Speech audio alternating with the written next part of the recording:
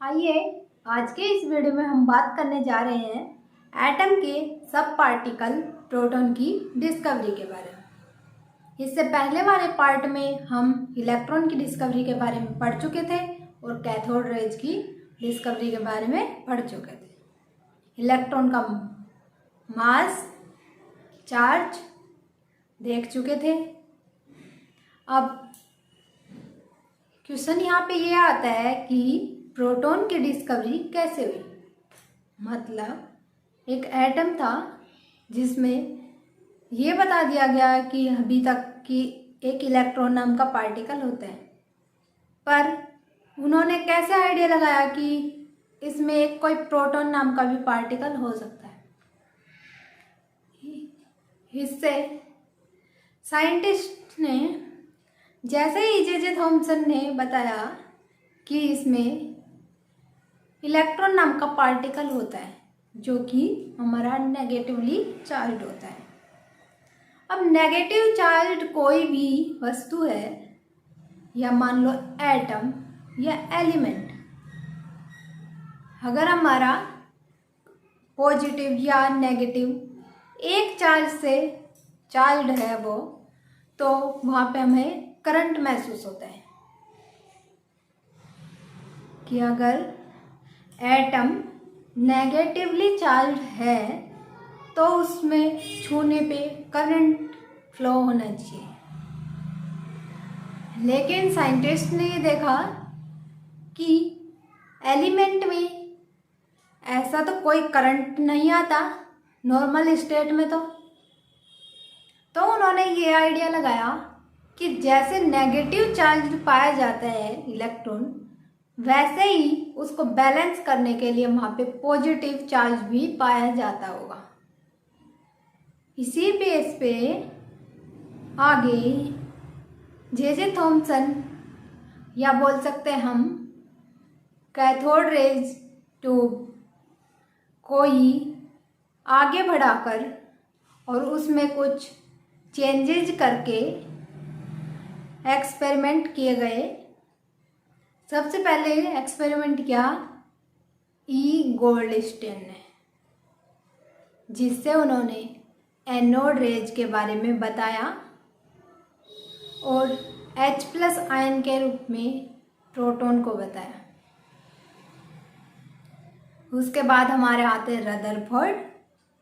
Rutherford ने ये बताया कि H+ ही प्रोटॉन होता है। ओके, तो हम सबसे पहले पढ़ते हैं ई गोल्डस्टीन के एक्सपेरिमेंट के बारे में। कैसे कैसे एक्सपेरिमेंट किया, क्या क्या चेंजेस किए और एनोड रेज कैसे उत्पन्न की।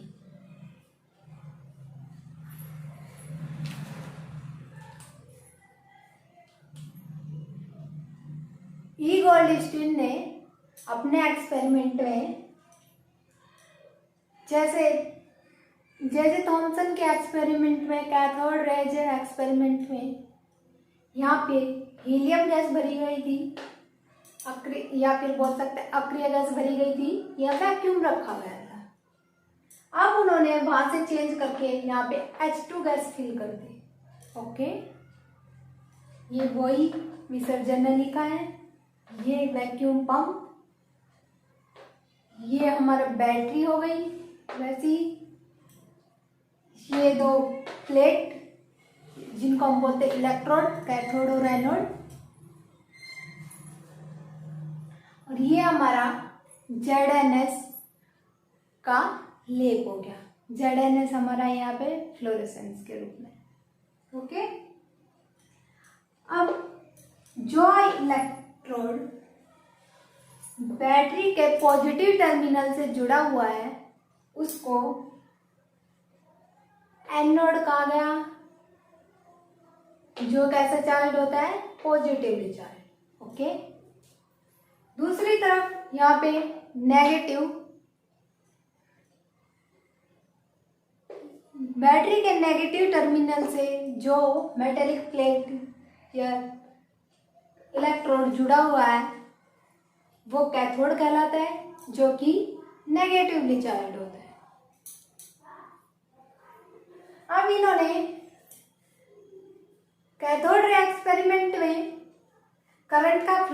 कैसे किया गया था, नेगेटिव से पॉजिटिव की ओर। ओके, लेकिन इन्होंने वापस जैसे करंट का फ्लो पॉजिटिव बैटरी के पॉजिटिव टर्मिनल से नेगेटिव टर्मिनल की ओर होता है, उसी तरह इन्होंने बैटरी के पॉजिटिव टर्मिनल से करंट फ्लो किया नेगेटिव की ओर। ओके, इन्होंने ये चेंज किया, एक तो यहाँ पे H2 गैस फिल गई हीलियम की जगह या वैक्यूम की जगह। दूसरा यहाँ पे ये चेंज किया गया कि जो करंट का फ्लो नेगेटिव से पॉजिटिव की ओर था कैथोड रेज एक्सपेरिमेंट में, अब यहाँ पे इन्होंने करंट का फ्लो प्लस से या बोलते हैं पॉजिटिव से नेगेटिव की ओर कर दिया। ओके, हम यहाँ पे जैसे ही ये पॉजिटिव से नेगेटिव की ओर करंट का फ्लो करते हैं, यहाँ ये हमारा हो गया पॉजिटिव एनोड, एनोड से रेज निकलती है। ओके, अब एनोड से रेज निकलती है तो ये एनोड हमारा कैसा होता है, पॉजिटिव, इसलिए इन रेज को पॉजिटिव रेज कहा गया। और वैसे ही उस एक्सपेरिमेंट में किया गया था, एनोड को परफोरेटेड किया गया था और एनोड के पीछे ZNS का लेप किया गया था यहाँ पे। लेकिन इस एक्सपेरिमेंट में कैथोड जो कि नेगेटिवली चार्ज होता है उसके पीछे ZNS का लेप किया जाता है और यहाँ पे हमारा कैथोड परफोरेटेड किया जाता है। इन्होंने कैथोड को कर दिया परफोरेटेड, इसके पीछे किया ZNS का लेप। तो जैसे ही यहाँ से ये एनोड से एनोडिक रेज निकलती हैं और इन छेद में से आगे गुजरती है, ZNS प्लेट पे गिरती है, तो यहाँ पे ZNS प्लेट पे चमक उत्पन्न होती है। यहाँ बोलते हैं यहाँ पे ये क्या उत्पन्न हुआ, ग्लो। ओके, और ये एनोड प्लेट पॉजिटिव थी, इसलिए इन्होंने कहा कि ये पॉजिटिव चार्ज होती है। ओके, यहाँ पे जो H2 गैस थी वो जब यहाँ पर करंट फ्लो किया जाता है तो H2 गैस H+ में चेंज हो गई। H2 गैस किस में चेंज हो गई, H+ में।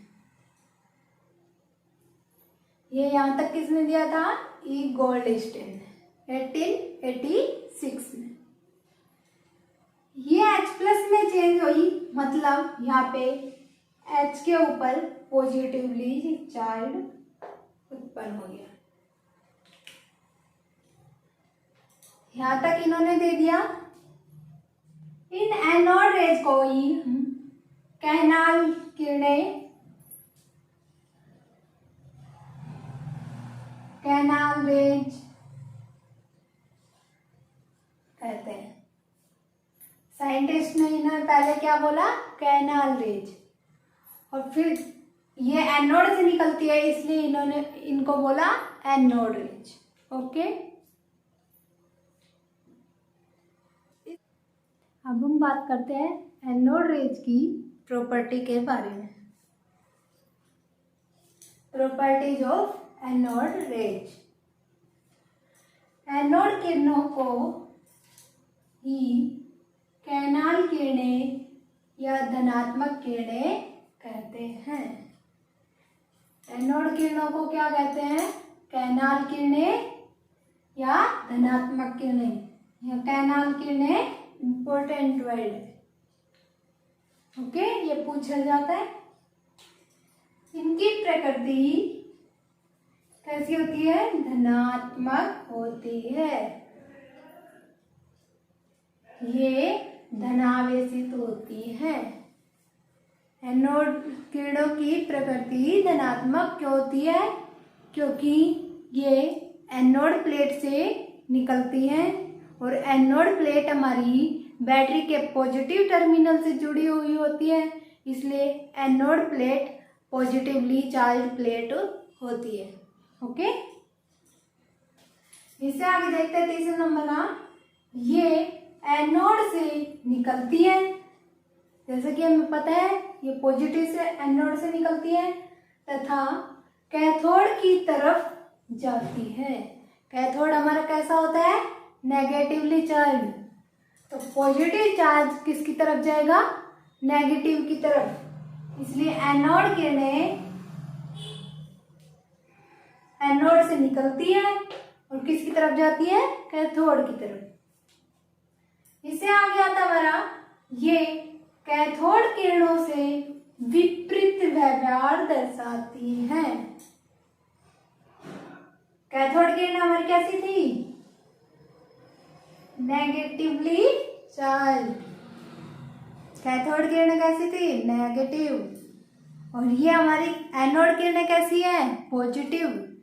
तो कैथोड किरणें एनोड किरणों से विपरीत व्यवहार दर्शाती है, या बोल दीजिए एनोड किरणें कैथोड किरणों से विपरीत व्यवहार दर्शाती हैं।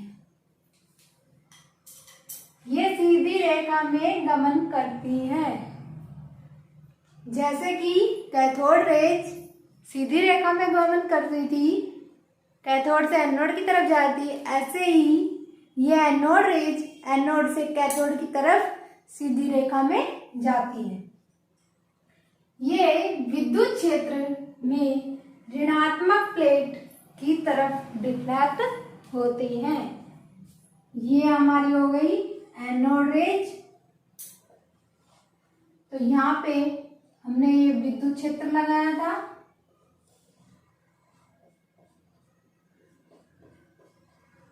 ये हो गया मान लो पॉजिटिव, ये हो गया नेगेटिव। तो ये एनोड किरणें किसकी तरफ डिफ्लेक्ट हो जाएंगी? नेगेटिव प्लेट की तरफ। ओके, तो यहाँ पे यही लिखा है, ये विद्युत क्षेत्र में ऋणात्मक प्लेट की तरफ डिफ्लेक्ट होती है। इससे आगे हमारा पॉइंट आता है, ये चुंबकीय क्षेत्र में डिफ्लेक्ट होती है। जैसा कि हमने कल भी बताया कि फ्लेमिंग के नियम के अनुसार जब हम चुंबकीय क्षेत्र लगाते हैं तो विद्युत क्षेत्र उत्पन्न होता है वहां पे। तो जहाँ विद्युत क्षेत्र उत्पन्न होगा तो वैसे ही यहाँ पे एक प्लेट धनात्मक हो जाएगी और एक प्लेट ऋणात्मक हो जाएगी। और उसी प्रकार यहाँ एनोड किरणें ये नेगेटिव प्लेट की तरफ डिफ्लेक्ट हो जाती है। ओके, अब इससे आगे आता है, रदरफोर्ड ने इसी एक्सपेरिमेंट को आगे बढ़ाते हुए उन्होंने इस विसर्जन नलिका पे इलेक्ट्रिक फील्ड प्रदान किया। ये यहाँ पे हमारी दो मेटेलिक प्लेट हो गई और ये बैटरी से जुड़ी हुई है। यहाँ पे हमारा प्लस से जुड़ी टर्मिनल से जुड़ी हुई है, वो प्लेट हमारी हो जाएगी एनोड, मतलब पॉजिटिवली चार्ज। और जो बैटरी के नेगेटिव टर्मिनल से जुड़ी हुई है वो हमारी प्लेट हो जाएगी नेगेटिवली चार्ज, मतलब कैथोड। ओके, अब इन्होंने देखा कि जो ये एनोड रेज कैथोड की तरफ सीधे अट्रैक्ट होती, अब यहाँ पे ये बीच में ही इधर नेगेटिव प्लेट की तरफ डिफ्लेक्ट हो जाती है। ओके, इलेक्ट्रिक फील्ड प्रोड्यूस करवाते हैं। तो यहाँ पे ये किसकी तरफ, कौन सी प्लेट की तरफ डिफ्लेक्ट होती है? नेगेटिव प्लेट की तरफ डिफ्लेक्ट होती है। इससे इन्होंने कंक्लूजन निकाला कि जो ये एनोड रेज है वो कैसी होती है? पॉजिटिवली चार्ज्ड होती है। ओके, अब इन्होंने इसके एनोड रेज के पाथ के बीच में छोटे छोटे स्पिन व्हील लगा दिए। जैसे ही ये स्पिन व्हील लगा के यहाँ पे एक्सपेरिमेंट किया जाता है तो ये स्पिन व्हील रोटेट होने लगते हैं। ओके,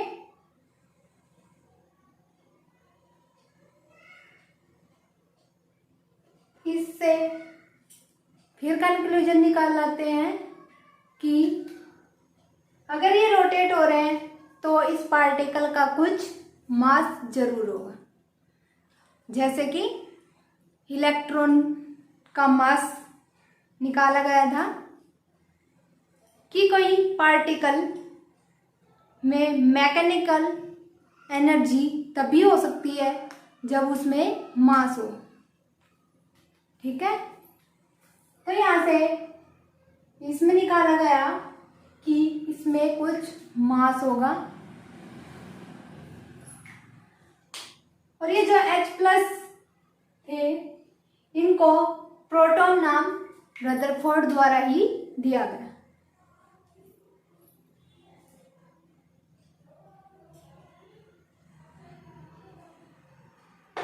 अभी इन्होंने देखते हैं इनकी वैल्यू कितनी दी गई, कितना मास होता है प्रोटॉन का, चार्ज क्या होता है।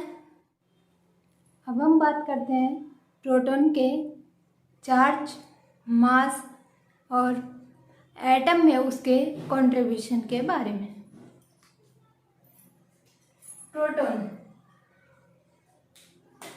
प्रोटॉन एक धनावेशित इकाई होती है। जैसा कि हमने अभी पढ़ा है कि एनोड किरणें पॉजिटिव होती है और एनोड किरणों में ही हमारा प्रोटॉन होता है। तो हमारा प्रोटॉन कैसा हुआ, धनावेशित, मतलब पॉजिटिवली चार्ज्ड। ओके, इसे आ गया था यह एटम का दूसरा मूलभूत कण होता है। इससे पहले मूलभूत कण कौन सा खोजा गया, इलेक्ट्रॉन। अब हमारा दूसरा खोजा गया, दूसरे नंबर पे प्रोटॉन। तो यह दूसरा मूलभूत कण है जिसे P+ से दर्शाते हैं। जैसे इलेक्ट्रॉन को हम E- से दर्शाते थे, इसी प्रकार यहाँ पे प्रोटॉन को किससे दर्शाते हैं, P+ से। उसके आगे आता है मास ऑफ प्रोटॉन। प्रोटॉन का द्रव्यमान कितना होता है। प्रोटॉन का द्रव्यमान होता है 1.67 इंटू 10⁻⁻27 kg। कितना होता है, -1.67 इंटू 10⁻⁻27 kg। फोर्थ पॉइंट है हमारा मास ऑफ प्रोटॉन और मास ऑफ इलेक्ट्रॉन। इलेक्ट्रॉन के मास के कंपैरेटिवली हमारा प्रोटॉन का मास कितना भारी होता है, कितना ज्यादा होता है। प्रोटॉन का मास इलेक्ट्रॉन के मास के 1836 गुना होता है। इलेक्ट्रॉन का जो द्रव्यमान है उसको हम 1836 से गुणा कर दें तो हमारा इतना भारी प्रोटॉन होता है।